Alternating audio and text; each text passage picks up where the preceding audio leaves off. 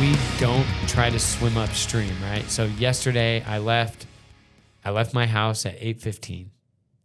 I got coffee. I had to go to the skate shop and set up a new board, 2 new boards. Which I appreciate. Thank you so much.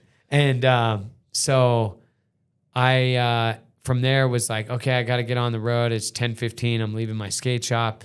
I'm like pulling into Santa Barbara, 10:50. I'm like, I feel like something's telling me to like go to the skate park in Santa Barbara.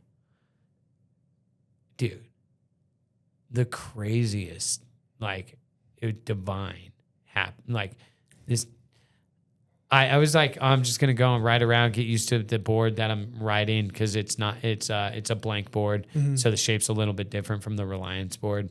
I just go ride around, get used to it, and I just I'm very aware at the moment, and I see this guy who's just kind of off to the corner, kind of, I can feel his clouded energy, and I just walk up to him. I'm like, how are you doing today? And he's like, I'm like, you good? You going through it? He's like, yeah, what's your name? He's like, my name's Robbie. What's your name? His name was Edgar. And he was going through it. And I was able to, by putting my wants and needs last, like I needed to test out my board. I needed to practice, right? And my wants and needs became absolute last.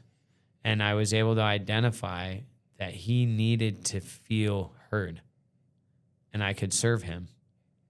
So I sat, turned my skateboard around, sat on the skateboard, and I just asked him what was going on. Like, let me hear it, bro. Like, I want you to feel heard. Let me hear what you're going through.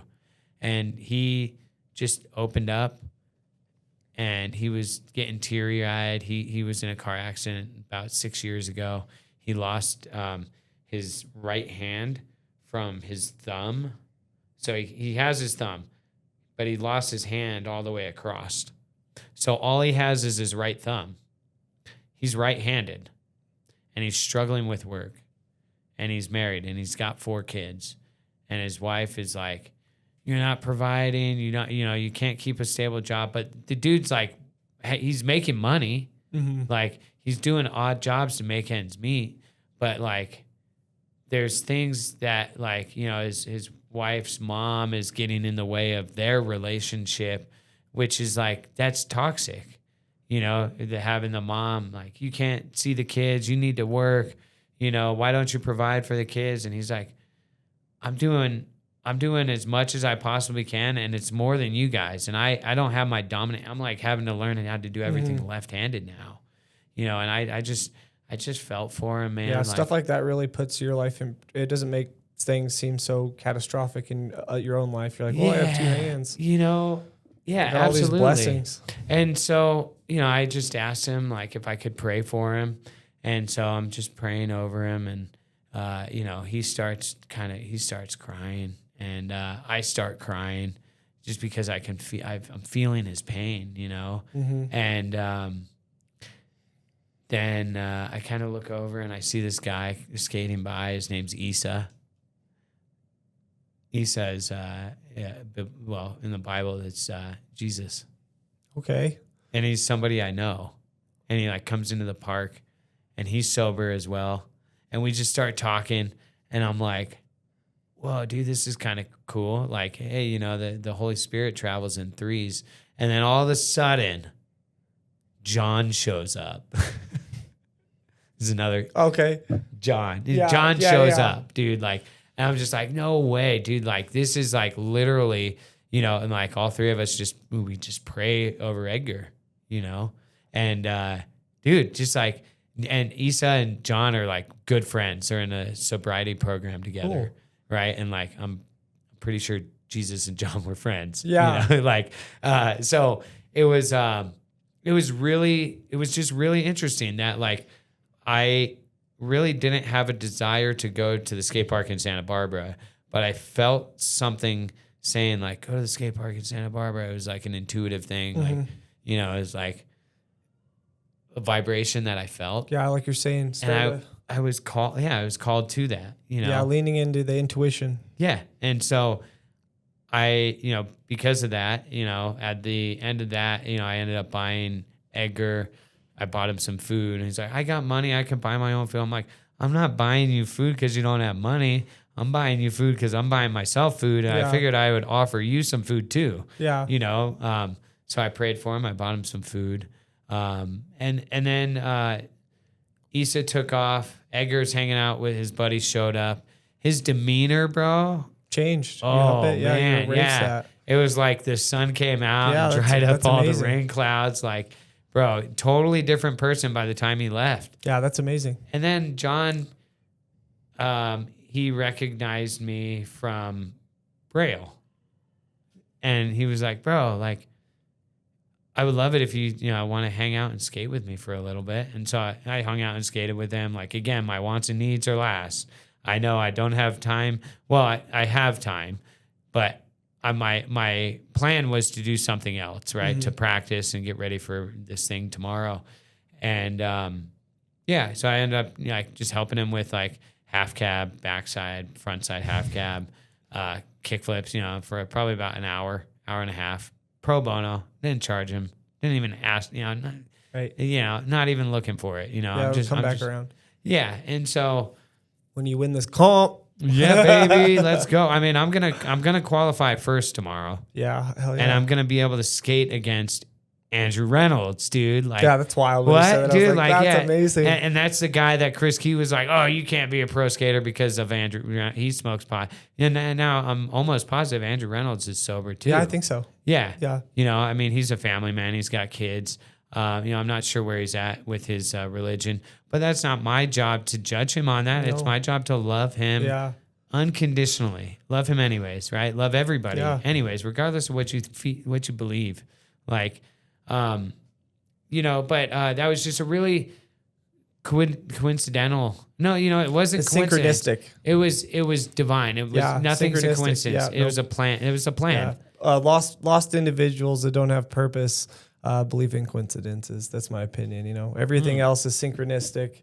It's divine. You're going when you're going towards purpose. You find a path, and I like that. Everything checks off that path. Yeah, I really like that. I think coincidence happens to those individuals that can't see the bigger picture, or they have tunnel vision in a different direction.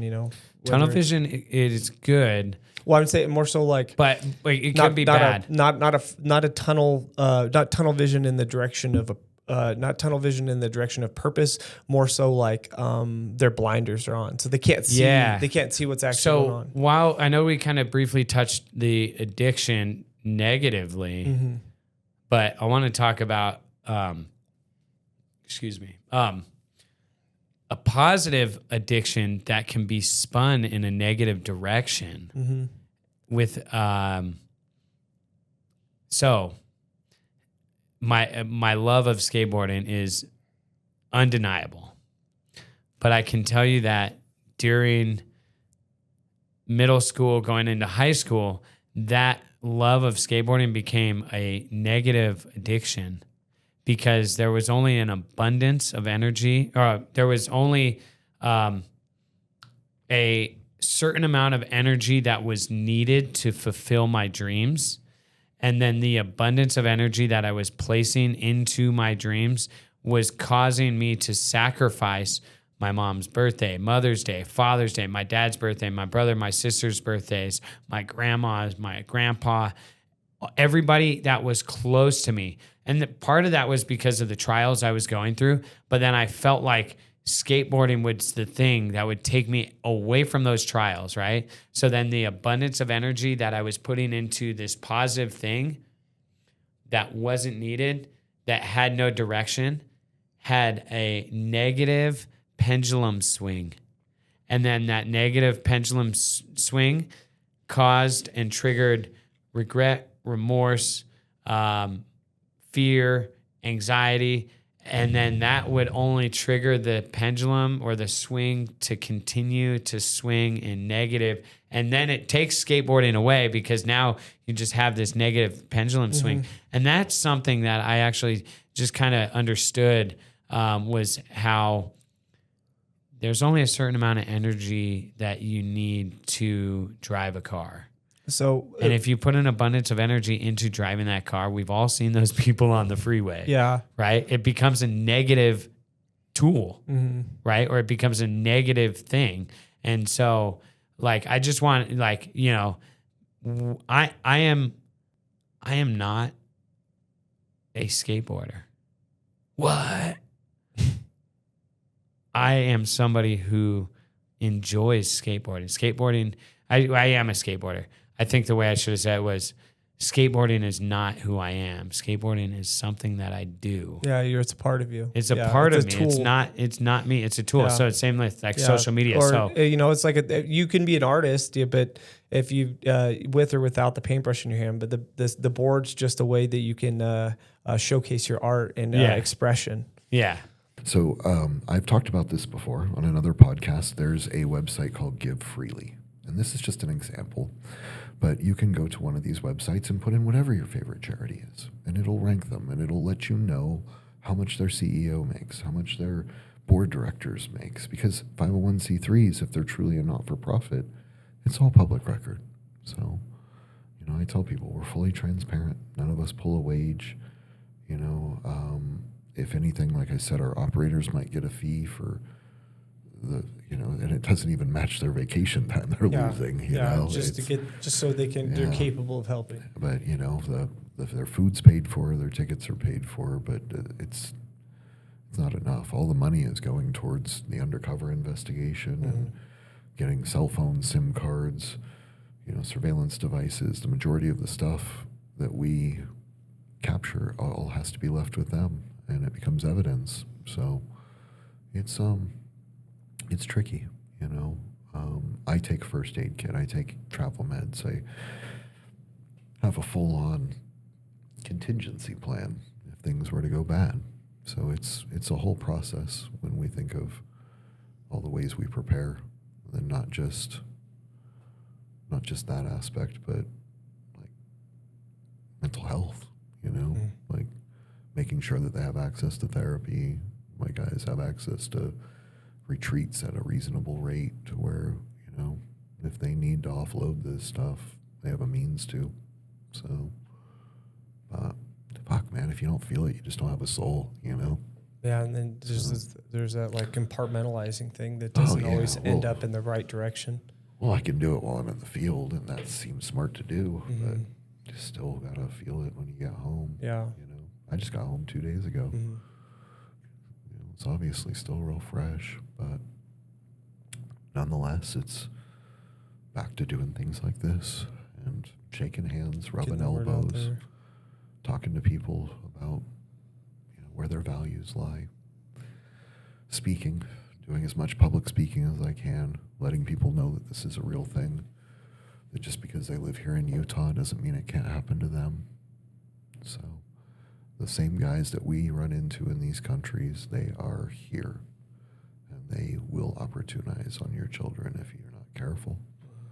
It seems like the growing rate for inner city, right? For the most part, anywhere there's an airport.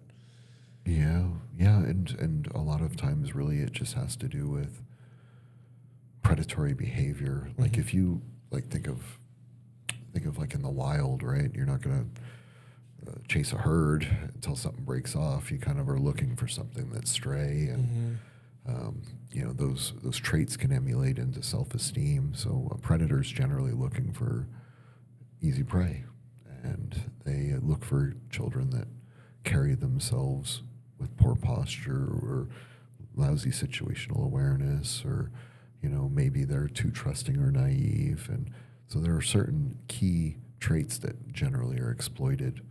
So communicating with your children, making sure that they have a self-confidence and a self-worth that doesn't allow them to be seduced. You know, these subtle little things that you can do to like really give your child a suit of armor. I think that these are important to talk about in the community, because this is the prevention. You know, this is like we were talking about with the jiu-jitsu. This is the not getting into the bad situation. Well, while we're on the topic, what would you say are your top 3 ways to suit the armor for these children?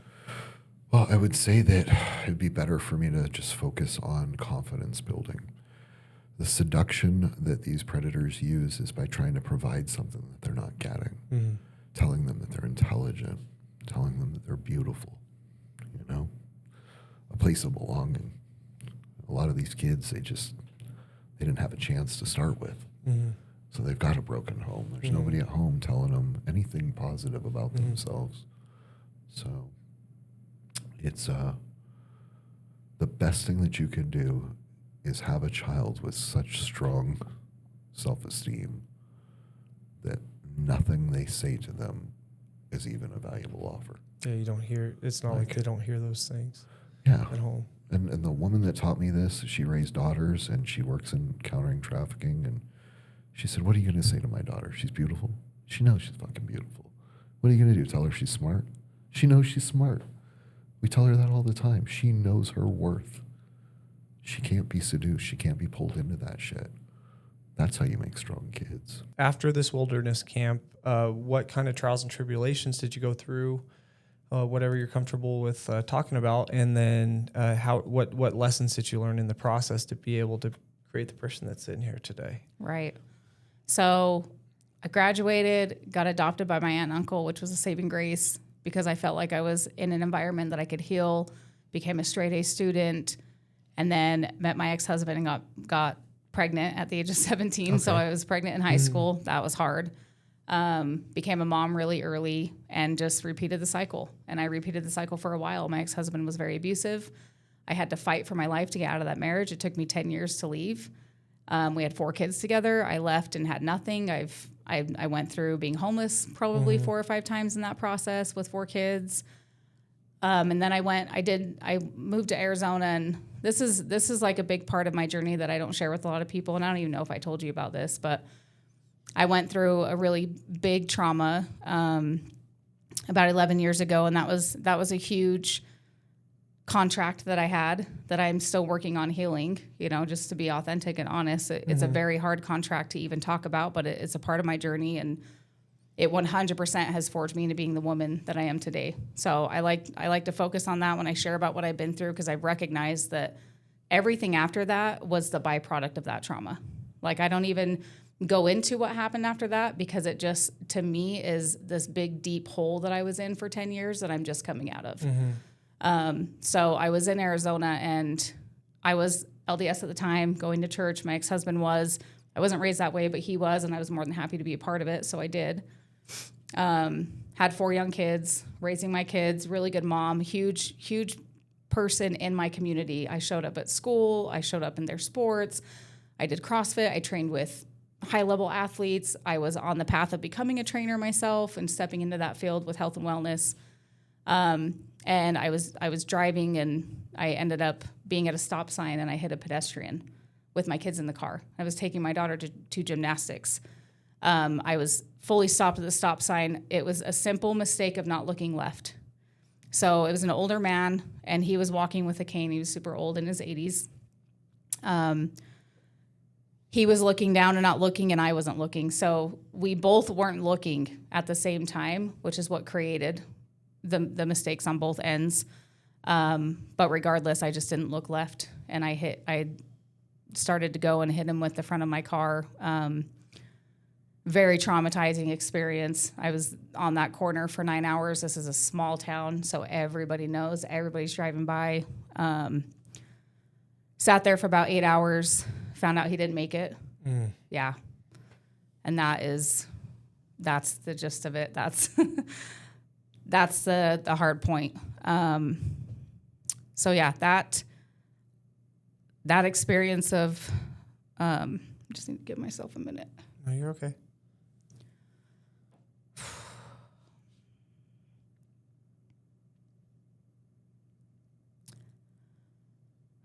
I really struggle with it, obviously. Like, why wouldn't I, right? I'm human. But essentially what happened because of that is I died with him, right? And I'm just coming out of it this last year.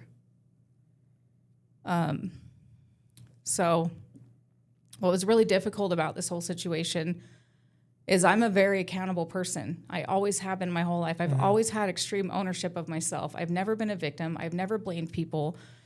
And even in this moment, I took full accountability, was completely honest that I didn't look to the left, which was very negligent of me. I was like, do whatever you need to do. But that's part of the trauma from my childhood is like, don't worry about me. It's all about him. Didn't even care about what I went through in that moment. And so I just buried that for 10 years.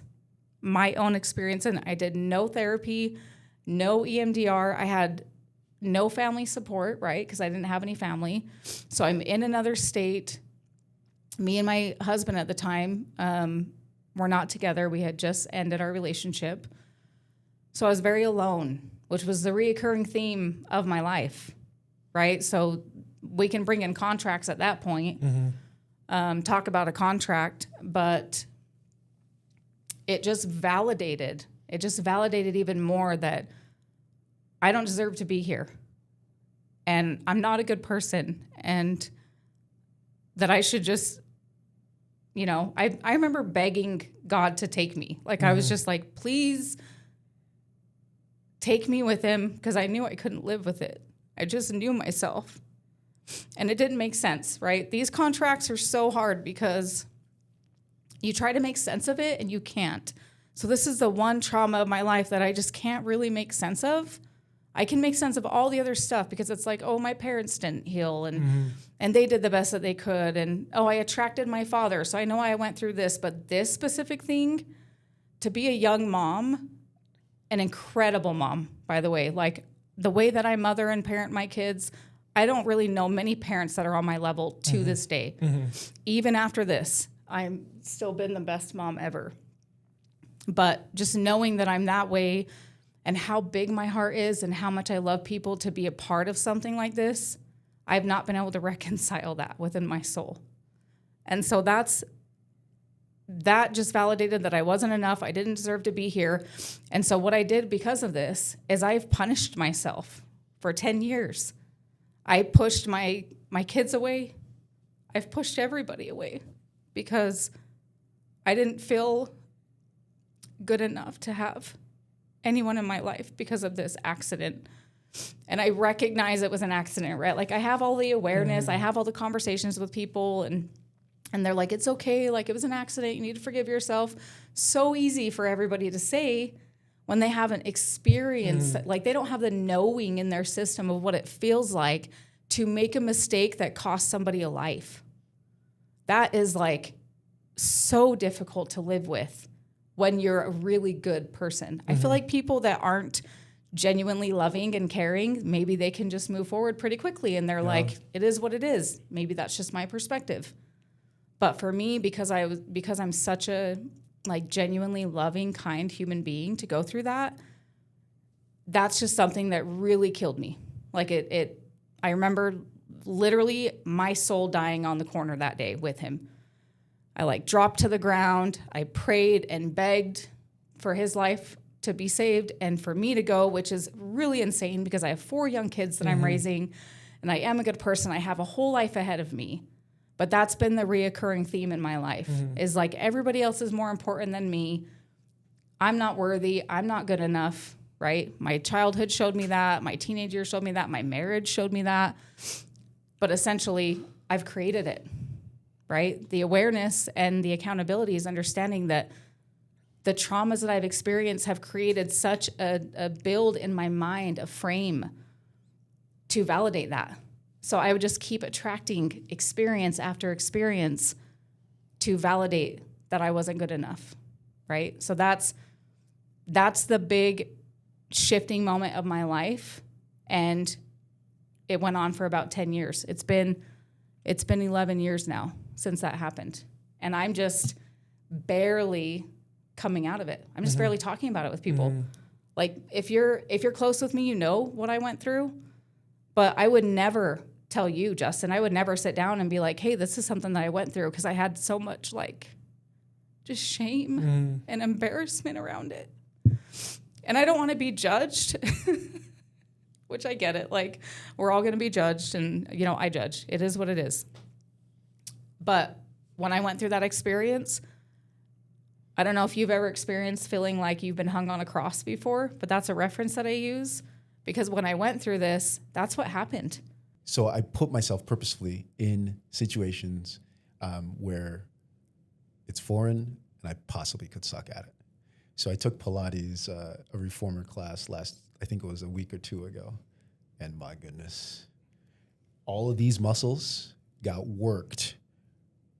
And these women next to me, these aloe wearing, Lululemon, Athleta bodysuit wearing, were killing me. Killing. Not even sweating. And you're just looking over me like, Yeah. you look like you could do this, but Yeah. You're struggling. yeah. And it was awesome. So immediately I talked to a friend of mine and I was like, hey, listen, I'm going to need to come to your studio a couple times a week over the next month, because in those opportunities for growth, it's really where we find ourselves, right? If I always do Serba type workouts all the time, I don't grow, you know? And I'm not talking about muscle growth. That's irrelevant. I'm talking about growth spiritually, growth as a human being. And Getting rid of those spiritual dams.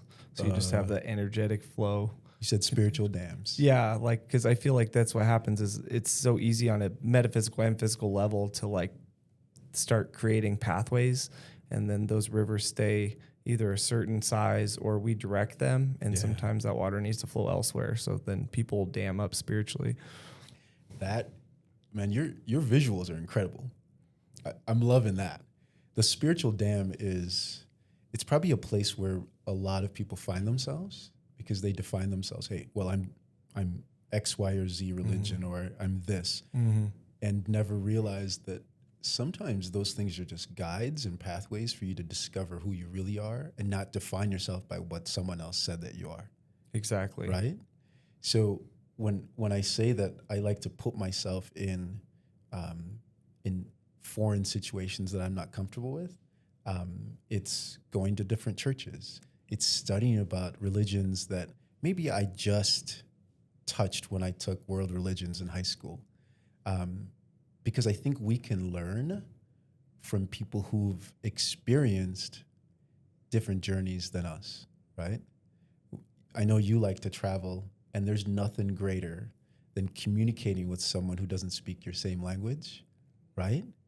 And finding that true humanity in that person's essence. And be it Buddhist, be it Hindu, be it whatever, monikers we want to put on ourselves, we're really just human beings. And if we learn how to connect with each other, man, growth occurs. Exactly. They're all vessels. Just Everything vessels. else is just labels and ingredients. Oh man, I love that. Labels and ingredients. And not enough people really truly understand what those ingredients are, like what matters, right? I feel the same way about movement patterns. The way I describe individuals, especially new clients, is like, hey, we're 10,000 string instruments. And those 10,000 string instruments, we're only playing 15 strings per song. And that's why our strings wear out. Wow. And that goes back to biomechanics. That's why I teach people how to make sure their pinky toe activates properly, because that counterbalances this, and then it can mess with their MCL. Or same thing with like energetic pulls. I'm like, what are your goals? You've been raising yourself like a bonsai, but you want to be a blue lotus. You got to be out on the lily pad. Like you have to be out. It's a completely different thing. But yeah, the 10,000 string instruments, like, so we can switch. Me and you can go to different sports, do different things. I'm also somebody that's naturally gifted and has the athleticism to be able to handle new sports and things like that.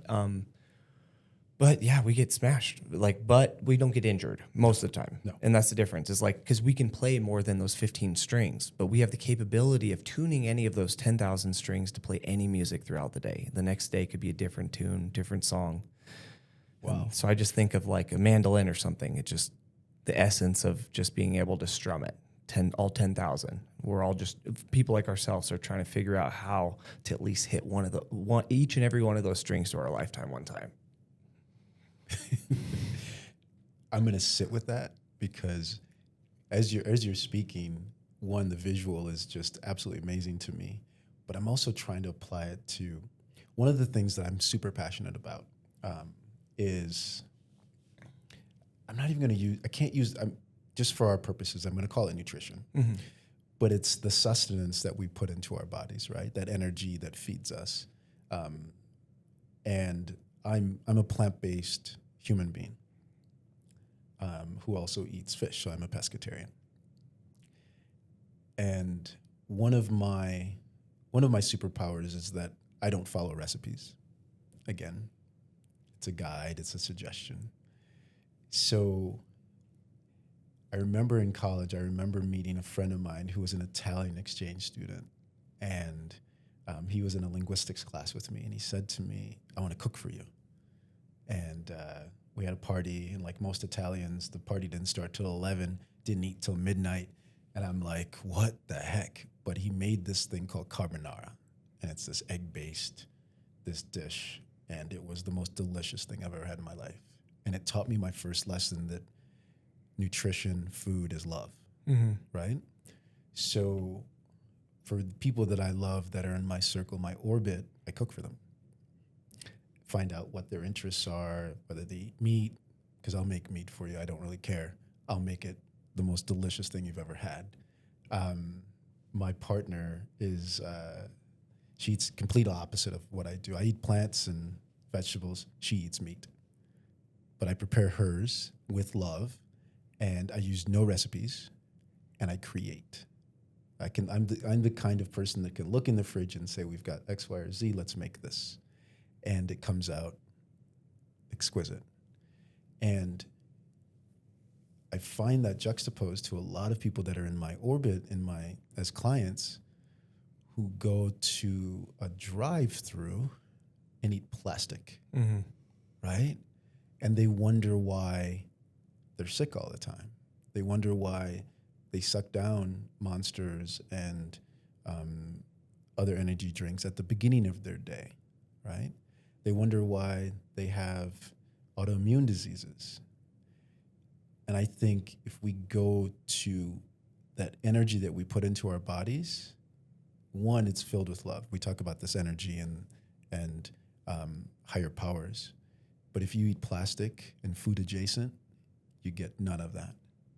But yeah, I just said one day I was like, I'm gonna change, you know? And that's kind of how I do things a lot of the times. I'm very just like, if it looks right, we're gonna make it happen, I'll figure it out.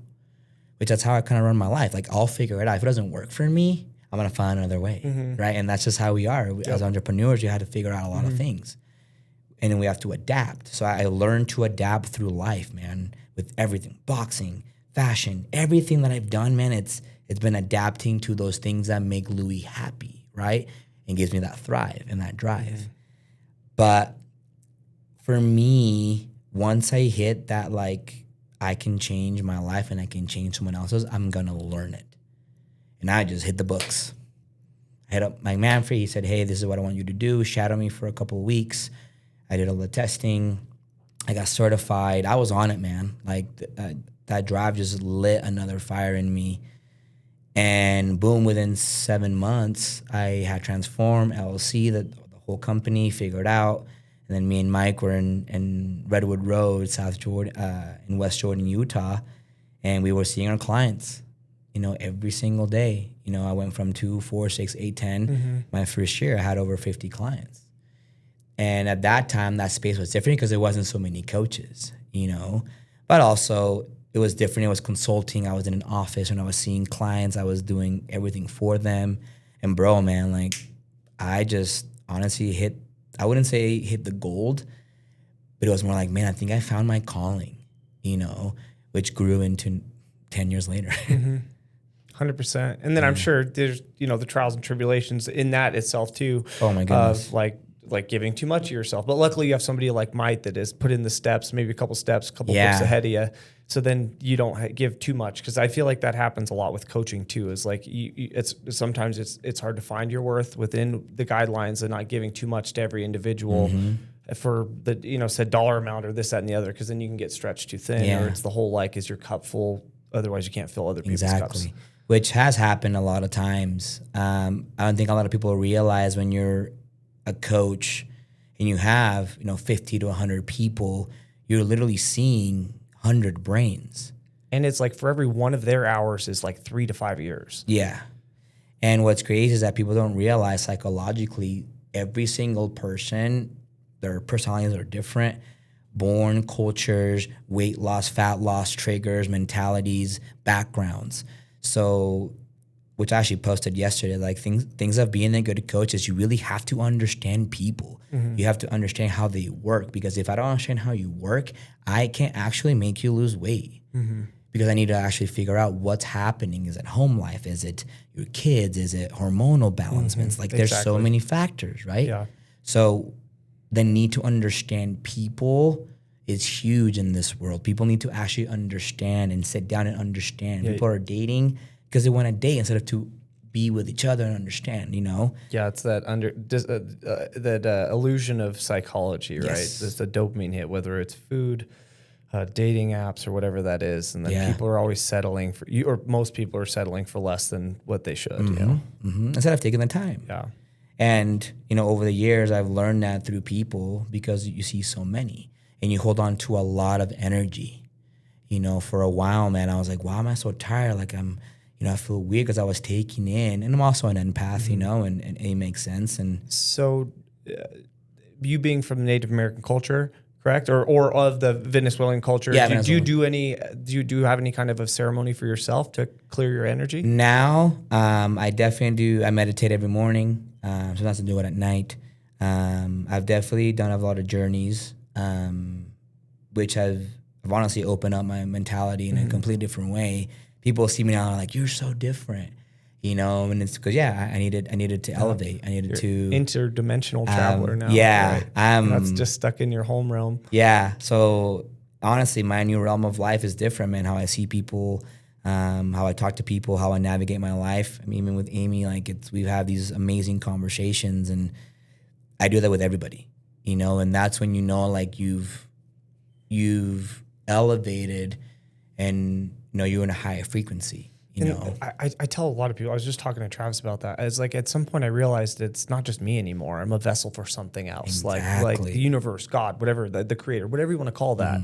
When you can take your ego out of it and realize, got to give yourself a pat on the back, got to have self-love. Yeah. You did help create this. Yeah. But if you pray, do these things or whatever you're doing, at some point you got to realize that I wouldn't say a pawn, but because you're not like just a non-playable character, but you are definitely a vessel for a different vibrational frequency. 100%. And speaking to that, through my journey of growth, and man, it got to a point, Transform was growing. Me and Cass grew the gym together, our first location. We were Iron Ground. We had 200 clients at one point. Then we opened up our now gym in the span of those 8 years. And it was a lot, man. I was competing. I was doing fashion. I was doing photo shoots. I was traveling for like sponsors and Muscle Leg. And it was a very, very busy life. And I started making a lot of money. Here I am, 25, 26. And it does get to you. Money does change you. One, because we were successful, but I saw it in a different light, as we're talking about the transformational within. And man, it caused a lot of turmoil in my life. And, me and Cass separated a couple of years ago, and I was unfaithful. And man, these last 6 to 5 years have been so different for me in the way of, I lost everything, Jay.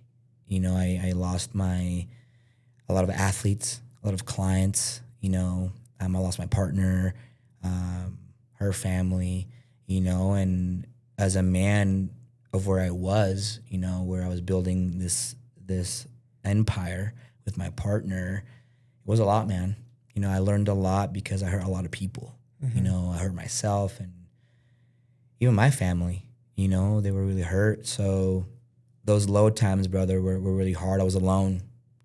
For a long time, just going through and just tearing those layers. I got to a point where, which is crazy because I'm sharing this, but I wanted to kill myself. And you would think that Lou would never think that, and I wouldn't. And that's when I knew, bro, that I was like, man, like I've hit rock bottom. I lost $500,000, bro. Like it was crazy within the span of 2 to 3 years. So 2022 was definitely the hardest year I've ever faced. And I'm not talking like poverty when I was a little kid, like as an adult. Yeah, Because and in my 20s up, man, I had a great life. I was really just pushing forward. I was really grateful. But Louis wasn't the same. My light was off, I had ego. I was in it for the wrong things. Can I ask, what do you think? What do you think that you were searching for? Honestly, man, it was more fame, I guess you would say. Let's be real. I'm a 26-year-old, coach. I have females all around me. I have a team. I have everything I need. We just bought a dope ass house, and it was just like, man, like I've made it, but I can do anything I want. It's like that mentality. idea that what comes to mind is like when you pray, it's not only God that's listening. Yeah. Like, so once you take that step, that's why the whole elevated Jedi, it's like the gray Jedi walks in between the Sith and the council. The council. And that's what happens. Sometimes you step on the left side Yeah. or the right, whatever, it doesn't matter which side, but you step on the dark side. Yes. And you walk there a little too long. And bro, I things was in it for a long time. Yeah, I get and- it. I've been down similar paths. Yeah. And you know how it feels, man? Like, yeah, you have everything, but yet you have nothing. Yeah. The realm of Hollywood, and you're going to these cutthroat auditions. You got to sit in with a bunch of people, and you look around and you just see everybody similar outfit, cast for a similar thing. Wondering, like you said, you have 1,500 people. They get interviewed, or they go over the casting with them, and you just like sit and wait. It's like a sit and wait game. Hurry up and sit down. Dude, so many times I went to auditions there where I read the script. I'm super pumped about it. Like, this is totally me. I'm going to get it. This is me, right? Go into my audition appointment. There's one in particular I remember. I remember my appointment was like at 11 in the morning, right? So I'm like super pumped. Like downtown LA, high-rise building, upper floor. Get up there, man. Walk into the lobby, and I literally looked, and there was chairs around the wall. There's probably like another 15 guys that were waiting. We all had the same type of look, man. And I went to sign in on the piece of paper, your name and the character. Everyone's auditioning for the same role, bro. And this was the time frame that I was actually in there. Who knows when it started and when it ended, how many went in there. 100%. Yeah, as soon as those doors open, you're like, oh, well, here we go. Yeah. It was just like, dude, it's so crazy the amount of people who are really trying to make it, man. It's awesome too. I mean, apparently that's just like, it is a competition too. You're going in there, you're signing up, you're looking around, and you're like, all right, this is my competition. And then usually it runs a little later. You're meant for 11. You probably get in at 11:30. The nerves are hitting a little harder. You go in there and you have anywhere from 4 to 10 people or whatever just sitting there waiting to hear you do your best. And I remember that one I was just telling you right now. I killed it, bro. I went in there, and it was one of the best auditions. It was in person.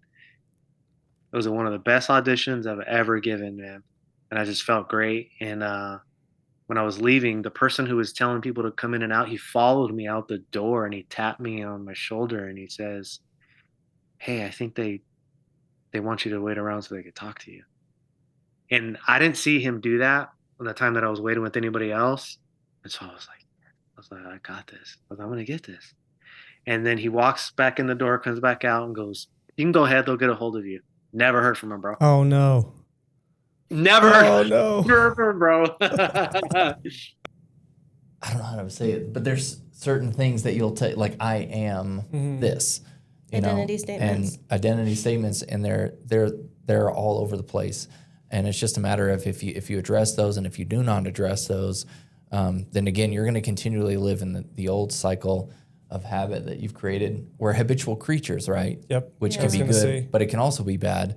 It's the if we don't external, act. internal environment of an individual, usually when people are wound up tight, they're probably hypercritical of themselves. So then that Yeah. projects outward, and everything else can't be perfect because they don't feel perfect inside. Can I say one more thing Oh, on yeah, go like for the it. marriage, just to kind of sum it up? It's So we're obviously building a $1 billion life together, and we're building our dream life, and we're building like we are actively doing it, you know? And I will say that early on in our relationship, early on in our marriage, we've been married for Almost 12 years, yeah. And, you know, throughout that journey, I will say where we're at now, and I look around and see, and just even having conversations with so many people, and it's like so many people are portraying one thing, and the reality is completely opposite. And I will say that that's probably like one of the top 3 things that I'm most grateful for in our life right now is that we are building out of a place of wholeness and abundance. We're not building to seek approval. We're not like, once we get here, then we'll be happy. Then we can put effort into other areas of our life. It's no, we're building in that overflow right now. And it's a game changer. Like people, and I've heard this so many times, people will say like, you know, oh, if I could go back, like, man, I wish I would have spent more time with my kids. I wish I would have spent more time with my spouse. I wish I would have like poured in. Like so many people have lost their friendships along the way to quote unquote success. And they get there just to find out that that doesn't fill their cup. And I will say that when you have intentionality with your marriage, when you have intentionality with your own health, like not just physical, but mental, spiritual, emotional, when you have that health, when you have friendships, like real, genuine, authentic friendships, not people you're just trying to like impress all the time, but those real friendships that you are having belly laughs with, it's like when you have that, oh man, you really have way more strength. Like you have 10 times the amount of strength to actually build and go after those things. We want to look towards long-term sustainability, and that's really what you should look at, you know, obviously within your marriage. I mean, that's a business thing too, right? Because you want to create stability for customers that'll continue to come back. But I mean, it's like with your marriage, you want to create a sustainable, long-term approach to enabling a life that you dream of, that you both now have agreed upon. I mean, that's a wonderful marriage. That's a wonderful relationship, really. But there are a lot of dynamics that can alter that. And one of the biggest things is removing or going outside of authenticity. So if one isn't connected, you know, to again purpose or to their drive, which then removes them out of that authentic self, then you're going to have a disarray within a relationship because one is going to be, you know, going a different direction. But and to your point, I am very, very happy that we're in a position that we're continuing to build and challenge others. Because for me, it's not about living a selfish life to where, hey, we get to the mountaintop and we shout hurrah. It's a matter of also that coach inside of me is challenging somebody else to go above and beyond within the relationship, to get to another level, to grow, to be, you know, to go through difficulties. If we don't go through difficulties, then we don't grow. So I always say grow through difficulties and not go through difficulties. Because you're going to end up at you could probably end up in a similar cycle, right? Same thing. Yeah, that's awesome. Because that's honestly, you guys touched on exactly what I was thinking the 4 pillars sounded like. It's like communication with internal and external for your spouse, and just being able to stop wearing the mask or thinking you have to have the certain role. Because I know men and women both have this archetypal role. They think they have to be the provider. They think this, they think that. And I know that's a very troubling place for a lot of people. And then the communication to be able to talk it out, it falls off when you think you're always wearing you don't realize unintentionally you're wearing this mask, and then you're not your authentic self with yourself, and then you have a different personality with your friends compared to your spouse. And I think that's something that a lot of people I will add to that though, because like you talk about the roles of the archetypal roles, and it's funny because I've actually been on this journey of like, I didn't realize how masculine I was being within our relationship, of like almost fighting for this control. And I feel like over the last bit of time, and it's funny because we were just at this marriage retreat and it was like very heavy on this topic about being led better as a woman, as like men are literally programmed to provide. And to be completely honest, and I know this is going to be very controversial for a lot of these like women empowerment, and I am all about women empowerment, but I feel so like out of design when I'm trying to carry the weight of like providing. When I'm like trying to take that from him because I'm like doubting his ability to make the right decisions. But when I come underneath him and empower him and support and nurture, like it's very different. It's like I'm still providing and I'm still having a role in that, but I just feel a lot more like we're more in sync, but I just feel a lot more in my natural design of being like nurturing versus rigid. And like I had to grow up that way. I had to grow up in this like control, very much like for myself, out for myself, but I didn't realize how I was carrying that into my adult life, into my marriage, and how that has actually, like, it's funny because we're so open to growing, you know, as we go. And we're like, and I just realized that was an area I was really convicted on over this last retreat. I was like, man, am I like being led? I really fight being led. Like, I don't like being led. And it's just been an interesting journey of kind of coming back to that role of like taking that burden off of myself. You're like, I guess I can let off the gas a little bit. You know? Yeah, and then it's funny because if she lets off the gas per se, then that's more support that she gives me. So then I can actually double down, knowing again that I have the support versus us having to compete over that. Exactly. And it makes for an amazing performance based culture inside of the relationship as well, because it's like, oh shoot, now we're rolling on all cylinders. I think it makes it easier or less complicated to find what holes need to be filled. Yes. Like for me, it's kind of funny because my ex, she was a paramedic and a bunch of stuff, and she'd go out for all day, and I was working from home, and just when I owned the meal prepping company, so I'd cook dinner, I'd clean the house type of deal, but I was okay with it. I'm like, it's okay. Just funny to see the dynamics, you know, but I think that's a big thing is like the more you're able to see the awareness and register with and communicate with your spouse, so you can kind of see where the holes need to be filled. And you're like, oh, dang, if I wouldn't have backed off a little bit, I wouldn't have seen that we need more support here, and then let him go do her thing. Well, and to your point, it's really important to not have walls up immediately once someone says something or has a form of feedback. You know, I think it's important to address specific areas within a relationship with a respective way of growth. So, you know, there are growth opportunities within a relationship. And if I'm going to have an ego and say like, no, I'm going to do it my way, and you can't tell me anything other than that, like that's very unhealthy for a relationship, you know? So whenever she comes at me with a specific growth opportunity, then again, pause, don't let ego jump out ahead. Have patience about that feedback, because again, if you have a growth mentality, then you're going to sit there, you're going to take it, what is needed, and then you're going to assess and then make your action.